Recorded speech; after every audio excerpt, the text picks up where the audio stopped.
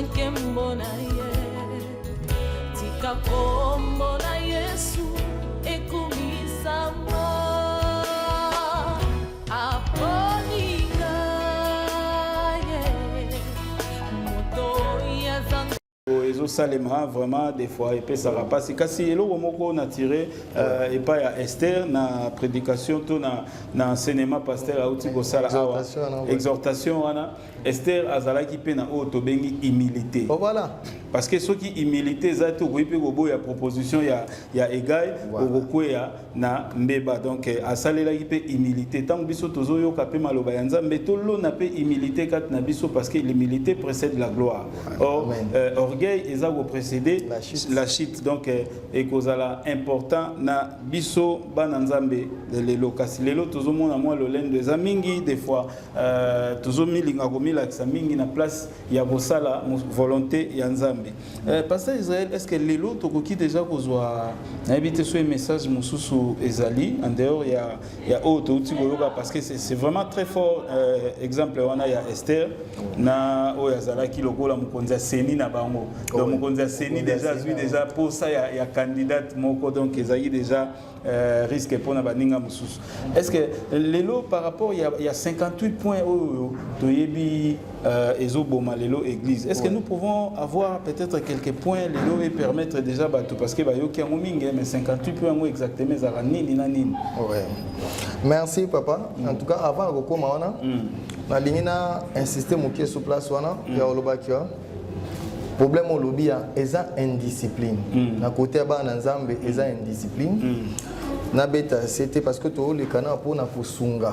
Batu batika la atane loko moko. Exactement. Toko continuer par la grâce de Dieu en espace oyo et puis ça mena biso toko continuer tous ans biso précédé mais to sou que ça émission qui ndékwati ka atane leçon moko. C'est ça. Moi le roi l'église par exemple. Biso ko to benga na ministère restauration na lobaka na sunga ka ba fidèle. Fidèle oyo au mona maman akendaka chaque jour wenze mais ce komika après ya culte abinaza na bolembo na yebisa bato abongo continuer kuna bolembo na yo aza indiscipliné. Il ne faut plus encourager de telles choses à l'église. L'église attend Yasuka et l'église ya ba chrétien faut pas comme mature. Ba chrétien responsable. Oh ya yebike il faut n'attendre la Bible chaque jour. Et puis Bible non tang ezaka pour noter ba tumsuté faut e bando ko transformer pe puis na ça la retour na ngamoko. Et impact ya parole na zotanga o ezo transformer vie na ngamoko ya on na ko partager expérience wana ba mususu. Moi qui suis sauvé à travers moi Dieu veut sauver aussi d'autres âmes. C'est ça la réalité. Chrétien a dit que chaque jour, je dois prier. Il faut que nous communions dans Zambé. Il faut que nous soyons pour adorer le Seigneur. Chrétien a dit que na banda qui cop na ngana tongo, ero to komi 17h, soki 16h, programme na biso ya culte ezalaka, il faut na kende. Chaque chose a son sens. Parce que au moment on a côté à bao bazana ba franc-maçonnerie, bao bazo l'arrivée antichrist, ce sont des gens mythos et sala. Yango Bible zo ba ke biso bana ya lumière toza mayele te ke bana ya ténèbres. Donc ba oyo wana molili ndo kitanga oya na église papa eki ba ko rappeler te que fois banda ko envoûter bato. Donc soki kaka atie ma kon église il faut aluka détruire. Faut aluka ayiba topé aboma.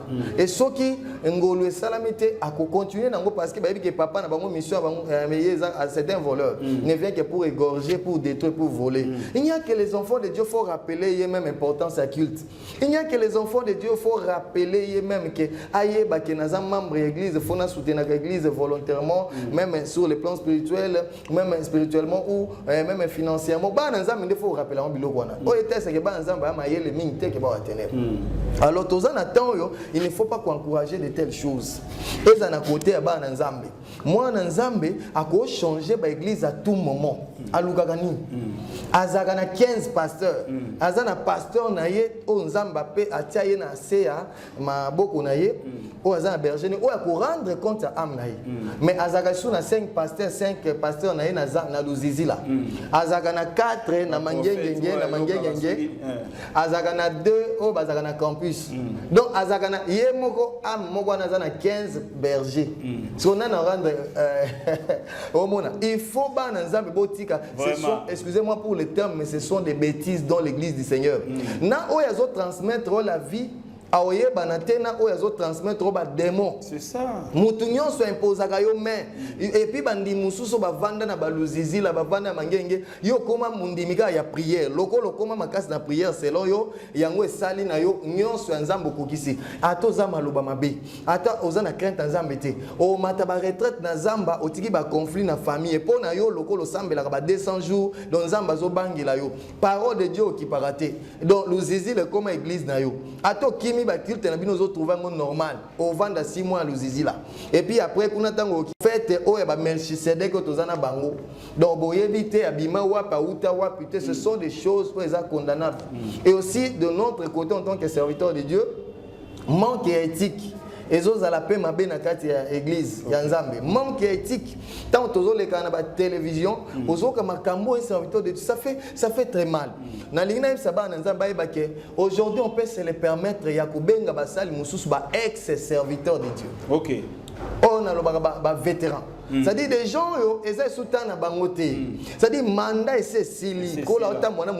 Alors au lieu que va vendre ta base à la se repentir que les mawanzambe, kolo fongo ya biso tanzela tato bebisi mamunayo, mais et l'autre to regretter ya on peut na lina loba. Na basali ya nzambo yo basalir na l'église à Congo ba miyebi. Ba yebi bino ba oyo bobande koleka tout temps na télévision. Bino ba oyo bobande ko sala ba campagne na ba stade na ba boy tout ça. Soki lelo ba ko finga l'église. Ezali beaucoup plus na ba oyo bato ba yebaki nanu kesi ba yebani et ba biloko nyonso mabe o esami sami na église o e toucher gloire ya Nzambe pe o esali que même ba serviteur muso ba yeba ntetan ba o ke ba evangelisation ba o ke côté muso ba o yamba bango soute à cause ya ba yebanaki na yebisi ba na Nzambe ke ba sai na Nzambe zaka o bino o yebani na ba télévision to ba o leka ba télévision te to ba o lobaki ka zaka élevé non na mbandaka ya des serviteurs de Dieu na Lubumbashi ya des serviteurs de Dieu ba to ba yebite. Et puis, l'église na mobimba, non, il y a des vrais serviteurs de Dieu, il y a aussi des bonnes églises où ils allaient. Mais peut-être que mon sous va éviter pour depuis un certain temps, bagay que Moussa lanzama munene zani mutaza libo munene, azana ba jeep, akenda ba poto azongaka, yango batu bakanisa ki. Or un véritable serviteur de Dieu, le plus grand serviteur, ils allaient se soumettre à la volonté ya mettre na ye pe azo sala yango. Ozomona. Alors manque ya éthique, oh ils ont continué. Et même les journalistes, ça fait très mal. Au moins, d'autres journalistes, qui ne pas bassin dans Nzambe mususu, ba question bazo poser batou. Et c'est ba question oyo oyambi mosai na Nzambe, mozo poser ba question moko oyo et kokokate batou ba koko oyo ka ba réponse mususu pesa ba question mususu. Ils ont continué à salir l'église ya Congo surtout et puis église na Yesu. Et ça biloko toté ba bassin na Nzambe ba yeko isaki bango étiqueté. Un serviteur de Dieu faut ailler ba la déontologie chrétienne. Faut ailler ba un serviteur de Dieu azalaka ndeni ni aloba ndeni atambola pendeni moi sans soigner zala to respecter moi consécration na biso alors ba oyo ba 8 ans pe ya ko bebisa ko ternir image ya église ya Congo et tant bazo continuer sur ko bebisa yango ça fait très mal et ba se repentir de peur que ba mususu boza pe na bana o fo bobokola boza pe na ba mambo bo vivre ata po na bana bino bo vivre ata po na basi so boza su ne loko côté ya bana Nzambe te soki boza su bo mono ko bato esi bo sila botika na kala tout ça alors botika génération ya sika o Nzambe a préparé Nzambe azana ba salo ye pa préparer botika la bango ba sala musana Nzambe soki boza su na message te bo vanda na banda ko ata po na bana bino po na ba famille na bino de peur que le Seigneur a banda ko zwa bino parce que ça pa ba programme Nzambe. OK. Depuis un certain temps Nzambe azo basale belé pe a continuer kozwa basale belé. Donc yangona nangaki na lancer pe message pa basale Nzambe vraiment ne continuez pas à jouer avec l'église du Seigneur tout ça c'est pas une bonne chose et ça sera pas une bénédiction ni pour vous ni pour vos enfants. Ce sont des malédictions besoin accumulées. Tant que tu as les gagner à la télévision, tant que tu as l'église, au moins tu as un respect à battre pour Hollande. Même bandimio baoya. Est-ce que ils ont un mouton particulier aux autres ce message en général comme les serviteurs de Dieu? En général parce que tout le monde peut mingi. Parce que toujours continuer comme on. Surtout les serviteurs de Dieu, oyo na lobby oyo, bazo les kanaming na miso batubaye ba kiba même mamukumba ya ko représenter aussi les autres. Alors ba makambo yo bazo lo baliboso ya batu zo sala soni. Tant to komi ko yoka basai na Nzambe ko encourager même ba frère o baza ko ba frère en Christ ba banda ko latisa ba sœur ndenge tango ba ndenge ba musicien profane ba latisa ba sœur ba banda latisa bon ce sont des choses ezo sala mabenga mona landi ba mission musozo landa o mosai na nzambe moki ba makambo ezo lo ba ezo honorer église te maintenant ba oyo bazo kende na évangélisation ba païen ko gagner bango ezo ko mapasi po ba ko magaka tala bino ba bo sambela tala bino ba sambela s'il vous plaît ba oyo crainte nzambe za soute ondimi na on li felo na yo vanda na ndako na faut botika peuple de Dieu baza ba esclave na bisote Jésus nda kufela ba na ngomba Golgotha il faut que tozong sa moi sens ya éthique pe soki to boy biso mo ko bika bible bino mo boy ko bika mais bokangeli ba mususu porte et le peuple de Dieu akieba luka basali oyo le Saint-Esprit o aza lokola egai na temps oyo azana kati na bango bazote le peuple sur la sanctification c'est ton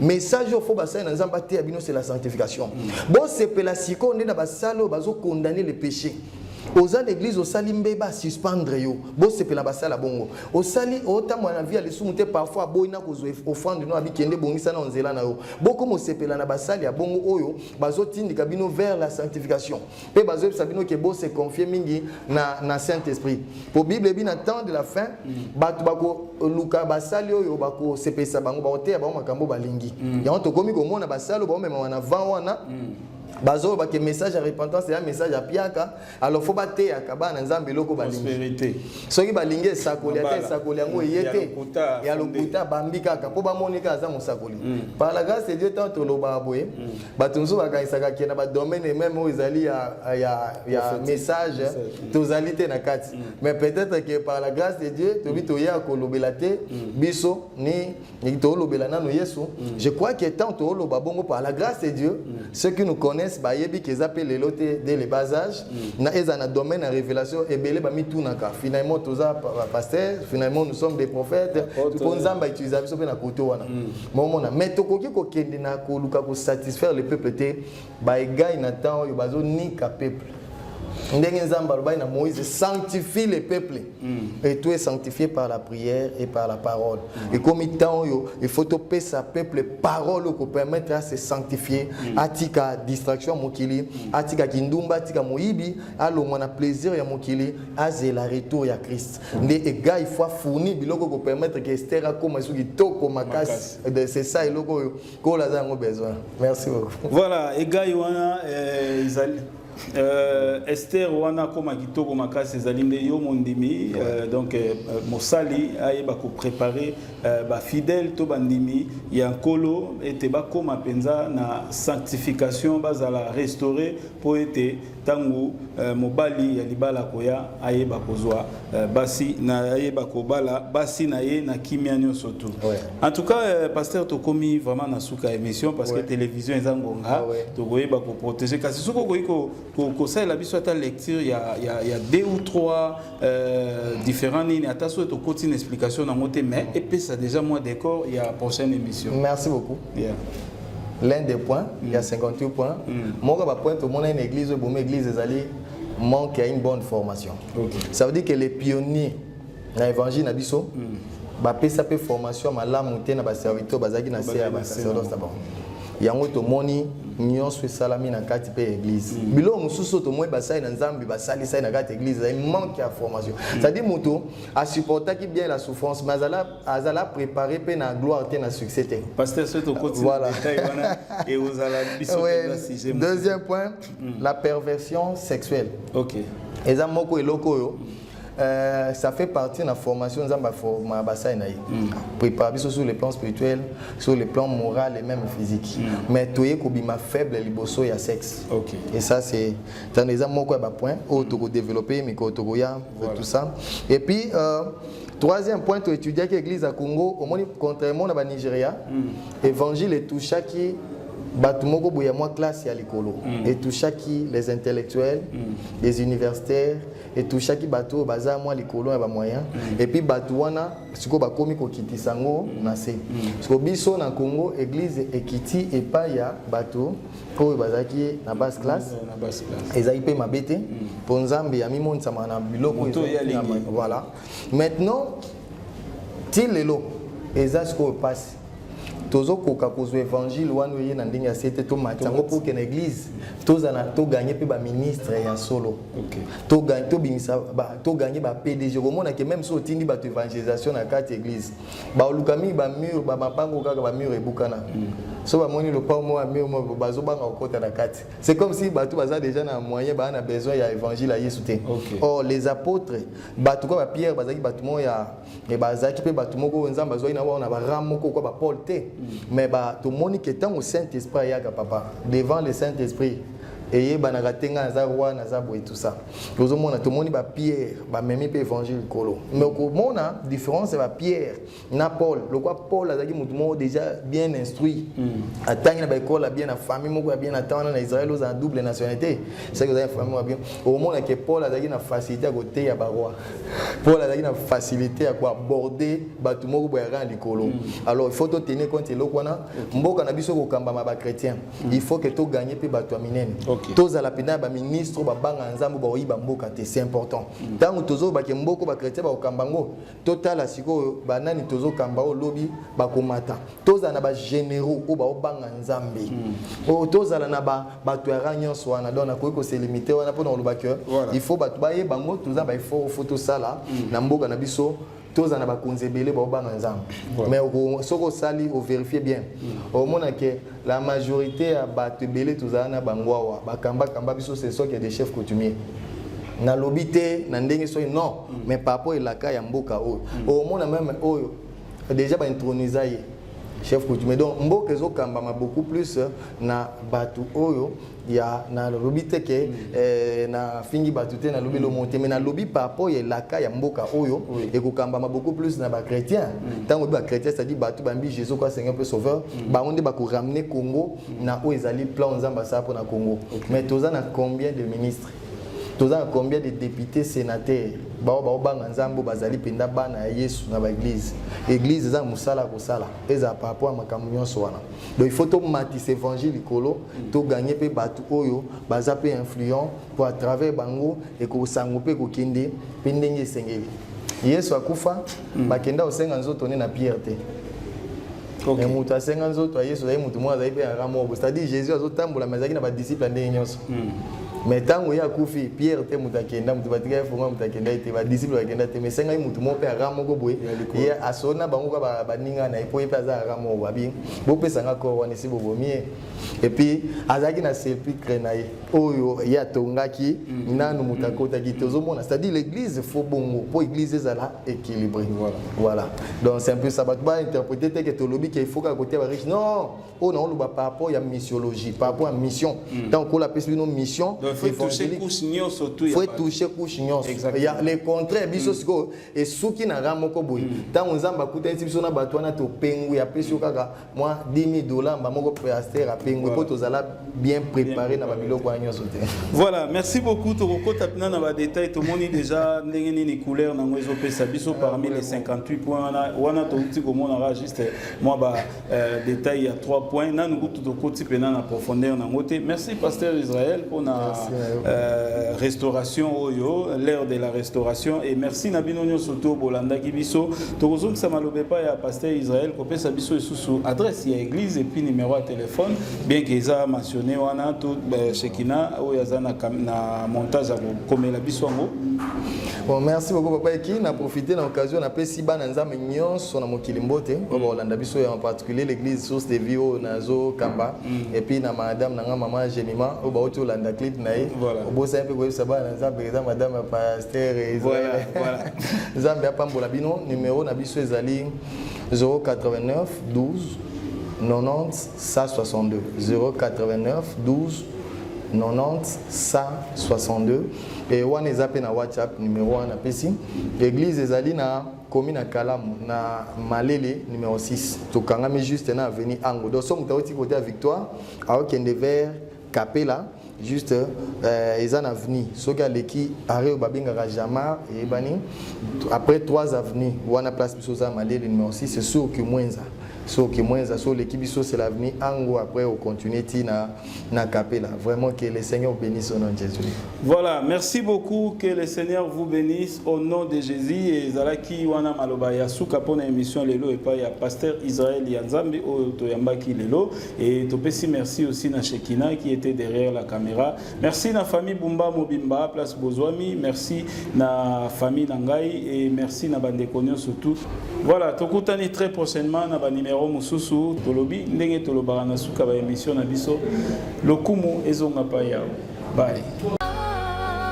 Bato ya mokili balobi que moto a réussir na mokili oyo eza oyo azwi bozwi ebele mapangu mpe mbongo mais pai na biso bana nzambe la réussite na biso ya mokili oyo ezodépendre na bavoir na biso te kasi ezodépendre na mission kolo apesaki biso na se ya moi toza na makoki ya koloba avant que nzambe azwa biso que moi j'achève ma mission comme l'apôtre Paul l'avait dit.